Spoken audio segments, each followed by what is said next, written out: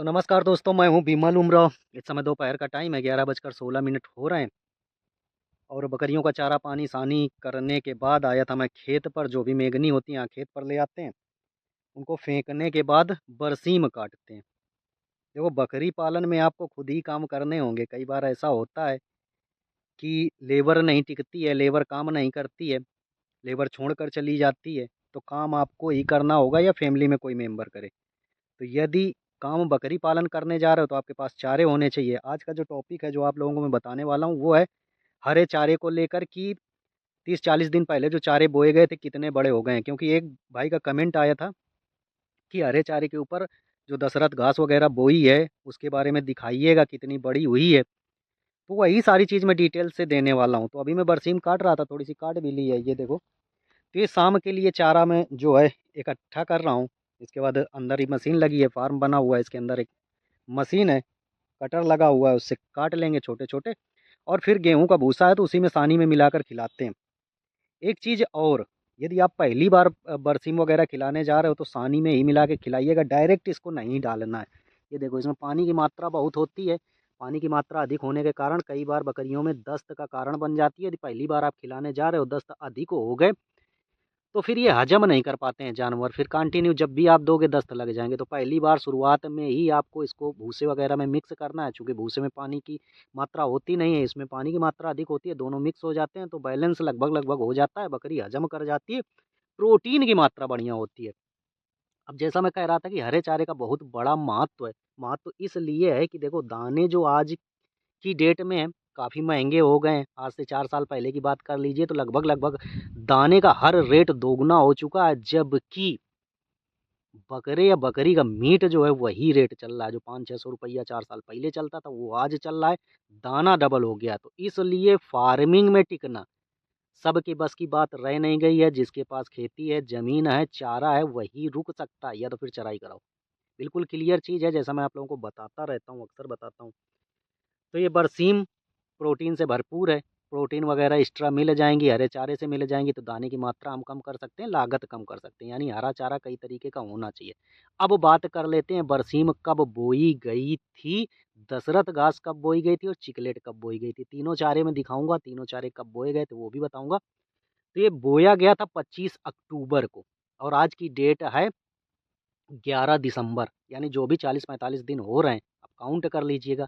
यानी 40-45 दिन में कितना कौन सा चारा तैयार हुआ है, कैमरा करके बैक में आप लोगों को दिखा। तो कैमरा कर लिया है बैक, ये बरसीम मैंने काटी है, ये मेरा हंसिया पड़ा हुआ है और इतनी इतनी ये बरसीम हो गई है, आप लोग देख सकते हैं। ये बरसीम है और बरसीम में कई बार इसमें ये देख सकते हैं, ये अमर बेल है। तो ये हो जाती है, तो मैं कई बार बरसीम को ख़राब भी कर देती है, बहुत अधिक हो गई तो अक्सर बरसीम में हो जाती है। ये बरसीम के ऊपर ही रहती है इस तरह से और बरसीम को बढ़ने नहीं देती है, उनका जो भी रस है उसको चूसती रहती है। तो अक्सर बरसीम में इस तरह का हो जाता है, खरपतवार इसको मान लो। तो इतनी इतनी बरसीम हुई है, बरसीम के इतनी बोई गई थी, इतना ये प्लाट बोया गया था, ये बोई है, इतनी ये बोई है। ऐसे में हमने कहीं कहीं मूली गाड़ दी थी खाने के लिए, चुकंदर गाड़ दिया था, ये जो मेड़ वगैरह बनाते हैं यहाँ पर लगा देते हैं क्योंकि किसान है। चलिए आपको आगे दिखा देता हूँ। तो काफ़ी बरसीम हमने बोई है ताकि बकरियों के लिए चारा जो है भरपूर बना रहे। ये है चिकलेट, इस तरह से होती है। ये देखिए, ये चारा है, इसमें तो उतना नहीं मुझे दिख रहा है, बरसीम की तुलना में बहुत कम अच्छा तैयार हुआ है। अब जब ये कम अच्छा तैयार हुआ है इतना दूर दूर, जबकि 270 रुपये का बीज इसमें पड़ा था, शायद 100 ग्राम का था।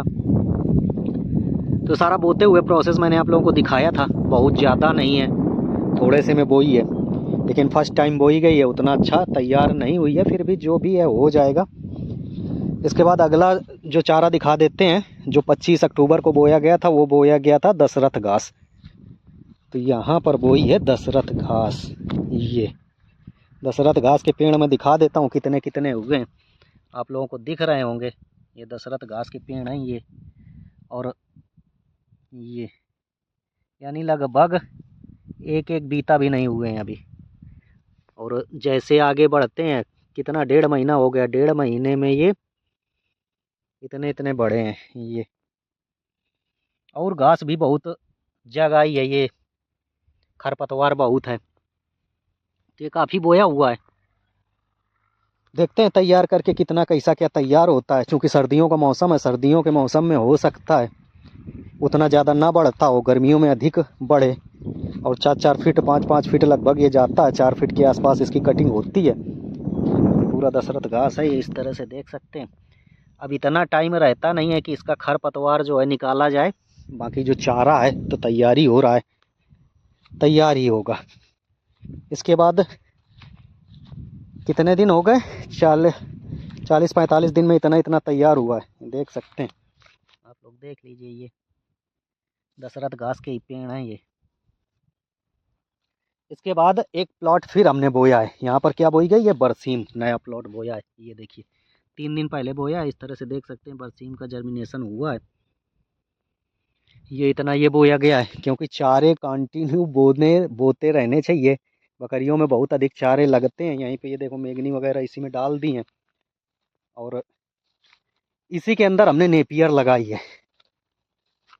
नेपियर हमने जैसे गन्ना बोया जाता है इस तरह से बोया है। पिछली बार जो हमने बोया था वो स्टिक काट काट के ऐसे सीधा ही गाड़ दिया था, जिससे बरसीम कटिंग में दिक्कत आती है, क्योंकि इसमें डंडी जैसा खड़ा रहता है, तो जब बरसीम काटते हैं तो लगता है कई बार। तो इस वजह से इस बार अंदर ही बो दिया है, यानी हमने इसके अंदर ये जो बोई हुई है बरसीम, इसके अंदर नेपियर भी लगा दी है। तो अभी जब तक ये बरसीम की कटिंग चलेगी, जाड़े भर ये बरसीम चलेगी, इसके बाद इसमें नेपियर निकल आएगी। नेपियर फिर उधर मार्च के बाद चलने लगेगी। तो इतना ये नेपियर लगी है, ये पहले वाली नेपियर है, ख़त्म हो गई है ये। तो ये सब खिला डाली है, तो अभी चारा जो है बरसीम ही चलेगा, क्योंकि और चारा कुछ बचा नहीं है। उधर वो गेहूँ वेहूँ बो दिया है इधर।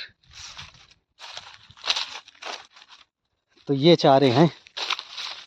तो आपने देख लिया सबसे पहले चारा कौन सा तैयार होता है। सबसे पहले तैयार होता है बरसीम, यानी बरसीम जो है 40 दिन में लगभग काटने लायक आ जाती है। प्रोटीन से भरपूर है। आप बरसीम वगैरह ठंडियों में यूज कर सकते हैं, बो सकते हैं। 25 अक्टूबर जैसा मैंने कहा बोई गई थी, और आज 11 दिसंबर है।